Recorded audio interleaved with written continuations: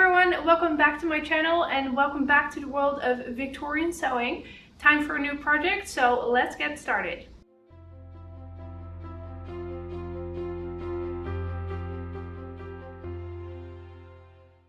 In this video, I'll be working on a petticoat from 1897 using a pattern from La Mode Illustrate. The petticoat in question is this one. I absolutely love the look of it, and at least with this one, I was 100% sure that it was in fact a petticoat. Now with some Victorian garments, it is a bit difficult to figure out what it is, as some underskirts were called petticoats and some petticoats were called skirts. So sometimes it's a bit difficult to figure out what they were used for if you don't see the context of it. So with this one, I know for sure that it is a petticoat pattern, so I'll be using this. Now this pattern uses a lot of fabric, like I kid you not. It asks for 10 meters of taffeta. Now, I don't just have 10 meters of silk taffeta lying around. I also do not have the funds to just splurge on a silk taffeta petticoat. So I've been doing some research on fabrics I could use instead, and I found a very nice muslin in my stash that I could use. Also, I might just do it somewhere in the far future, but first I'm just going to make the skirt, see what it looks like, and see what else I might need. The pattern also asked for 40 meters of insertion lace. Now I also don't just have 40 meters of insertion lace lying around, so I might just use several different insertion laces that I have to create this very interesting creative effect. And also I will need 10 meters of edge lace. Edging lace? Edge lacing. No, edge lace. Okay, never mind. I need lace for the edges. But first I have to work on the pattern. This pattern consists of 3 panels and 1 ruffle pattern piece. Now, the reason that this garment uses so much fabric is because the ruffles, they aren't just strips of fabric that you gather in, but they're actually pattern pieces that you sew together. Like, you have to cut out a lot of them. And then you add them to the skirt as your ruffle. So it's already like a white piece. I have also some fun news. I have digitized the previous patterns from my previous videos. So the corset cover and jacket are already available in my Etsy shop because I really wanted to make this pattern available to a lot more of you. So go check that out. And also today I will be posting the pattern of this petticoat. So whoever wants to join me and make all these pretty garments that I love so very much, get them in my Etsy shop. And if you do make something with it, I would love it if you would use the hashtag #GHCouturePattern, so I know that you are using the pattern, because I would love to see all your creations. First, I'm going to give you some background on Victorian petticoats. In Victorian times, as you know, there were a lot of different silhouettes. You went from the massive crinoline to the bustle to all sorts of things. A lot of you already know that a corset is already doing a lot. A bum pad, self-explanatory, makes your bum look bigger. And also your petticoats were very much needed to achieve that fashionable silhouette. Now without your petticoats, your skirt is going to be falling limp and not be as pretty as it should be. But with the right amount of petticoats, it will stand out the way it should and have that fashionable silhouette of that time. So that's why having petticoats is so very important. And from all the articles I've read online, it did say, in case of doubt, just add more petticoats. And that's why it's so important to make a petticoat as well. And by using a petticoat from the same years, I will know for sure that it is the right shape and it will do what it should be doing for my skirt. So I think I've told you enough. If you want, you can Google Victorian petticoats and find out way more about this. I'll let you do that by yourself. I'm going to get started on this petticoat, and in order to do that, I need to start with the pattern. Now, this time I will start using the digital version of the pattern. But yes, time for patterns.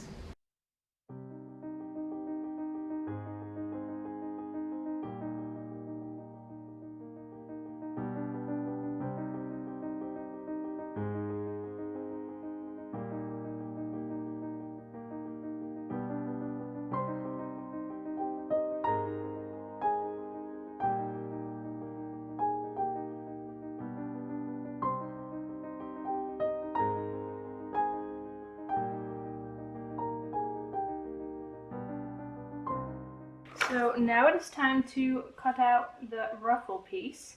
And I'm going to need 13 of these, so I'm going to cut it out 7 times in double fabric. So I'll have an extra piece to use for like small tests for the lace and things. So what I'm going to do is I'm just going to use my vanishing pen and trace it, and then I can cut them all out in one go. So here goes.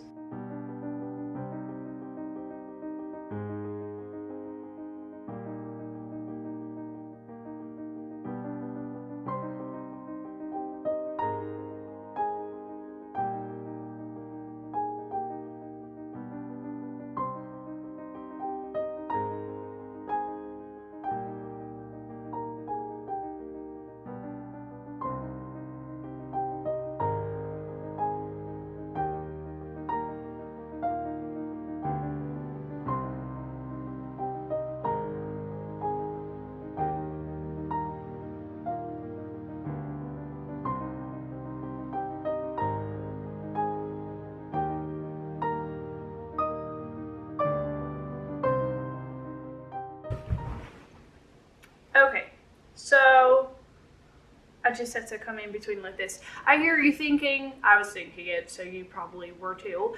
I thought she said you needed a lot of fabric for this one, and you kind of do, but I don't think it's as much as the pattern says, because the pattern mentions 10 meters of fabric, and it's 10 meters of silk, but it is only 1.60 meters wide. So for those of you that haven't bought fabric often, when you check on website or go to the store, it will often tell you how wide the fabric is. And this is very important, because if someone says you need 2 meters of 150 wide or 2 meters of 3 meters wide, that is definitely going to make a huge difference. So in my case, my muslin is 3 meters wide, and I have about like 4 meters. No less, like 3.5.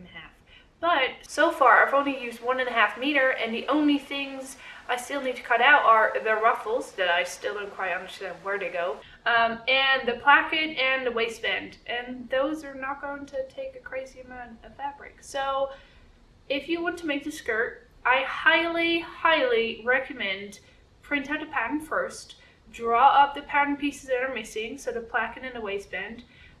If you are buying the pattern, I will include the measurements that I'm using, so you can just copy those or just do whatever you feel like. Then measure, when you have them all laid out on the floor, how much fabric you're going to need. So say you have the prettiest taffeta that you want to buy, and it says it's only 160 wide, you know you're going to need more meters than when you have a fabric that's like 2 or more meters wide. So this is very important to remember when you're buying fabric, is that not every fabric has the same width. So please do not make this mistake, and it's always better to have more fabric than less, because nobody wants to piece if they don't have to. So yes, I just had to explain that a little bit. I'm going to get back to work. Now that I've cut out all my skirt parts, I'm going to cut out the placket and the waistband. So for the placket, I'm going to make it 25 centimeters by 6 centimeters, and it's going to be cut into half for both sides of the center back opening.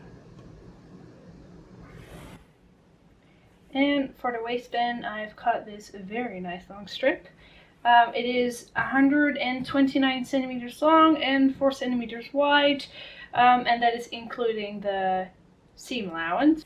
Okay, next step is I'm going to assemble all the ruffle parts. Okay, so the first ruffle is done, well, almost done. I've sewn up all of these pieces, and now I need to sew the ends and then press this thing and add the lace, and then that is one ruffle done and then another one to go. So I still have plenty of work for me, so let's keep sewing.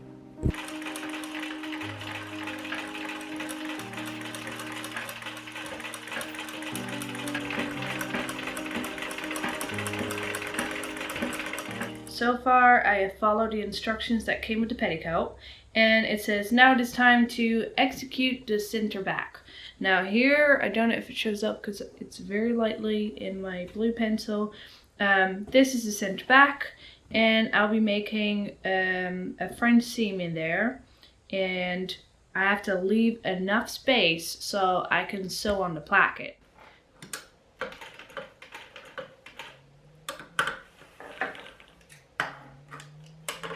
Okay, so I've sewn this seam. Now I'm going to trim it half the width and then turn it the other way like this. And then when I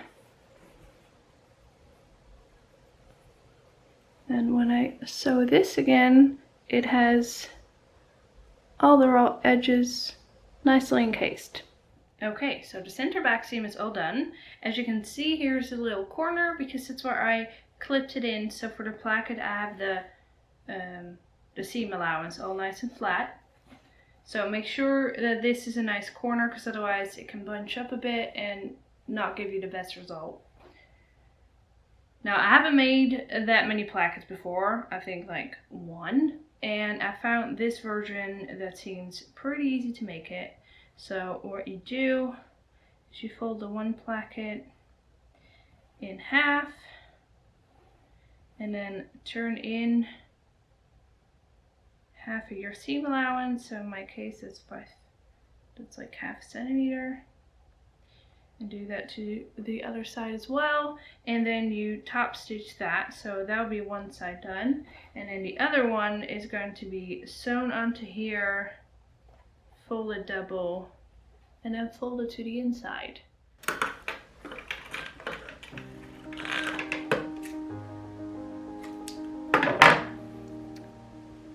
One placket side, all done.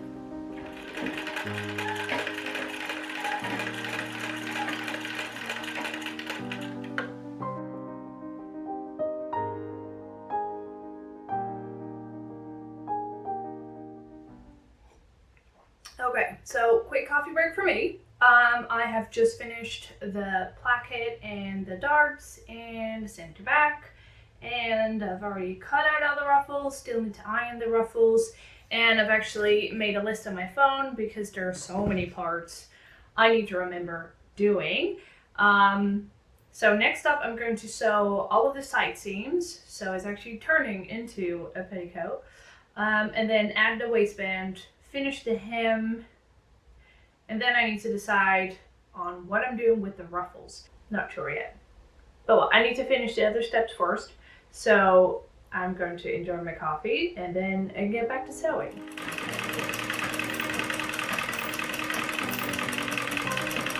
Okay, so now that the side seams are all done, this is what I have.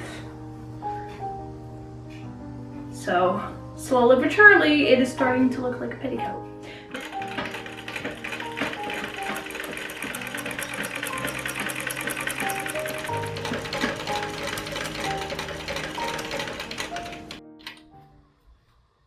Okay, so the base of the petticoat is all done.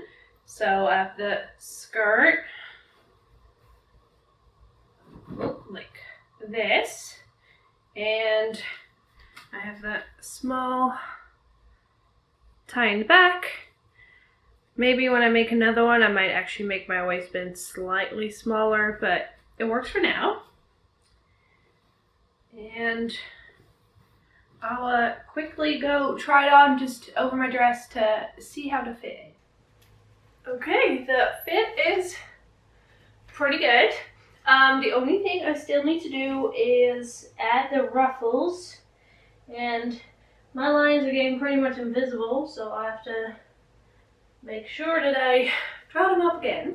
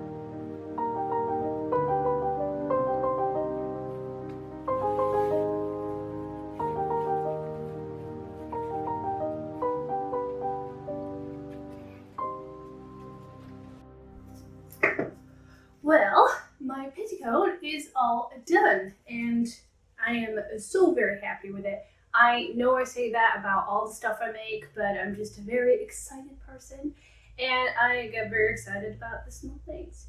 But yes, after all the work I put in, I am so thrilled with how it worked out.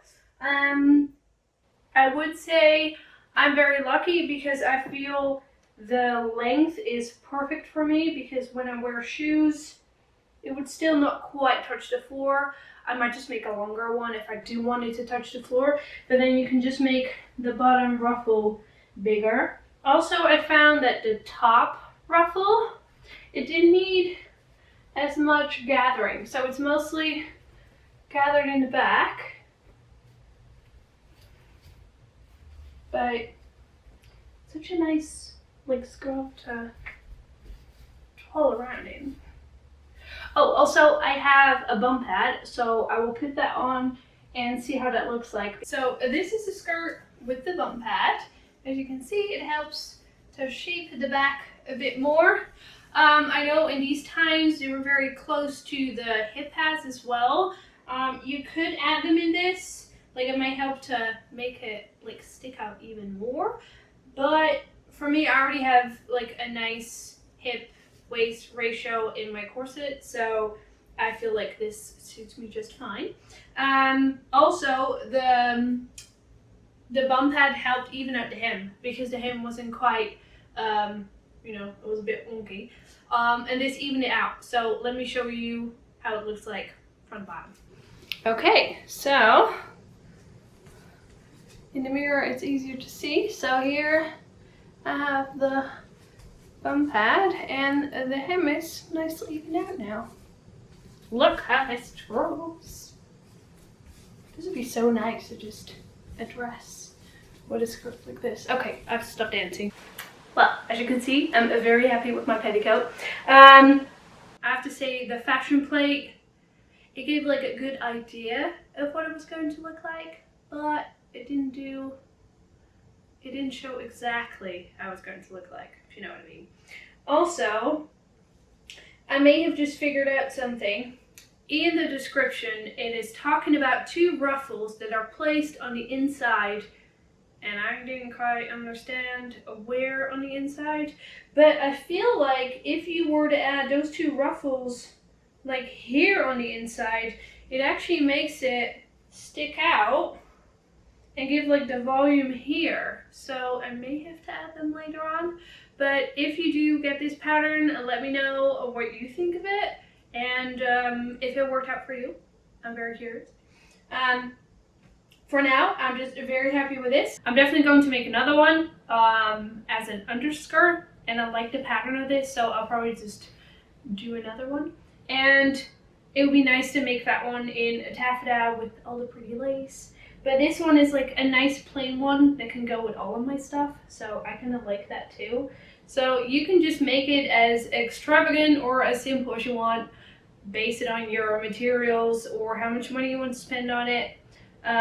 Also, for my next video, I will be attempting to starch this skirt, because like I said before, I was trying to find a fabric that was very similar to what taffeta does. Now this is not nearly as stiff as taffeta. So what I found from some research is that a lot of these skirts were starched, and that makes them stand out more and give them sort of like a paper-like finish. So in my next video, I will attempt to do that and see how much of a transformation it's going to be. So I'm very curious. Well, I am so glad that you watched this video. I am very grateful for everyone who's following my sewing journey. Do not forget to like and subscribe, and don't forget to hit that notification bell so you'll know when my next video is coming up. Thank you so much, and I'll see you next time.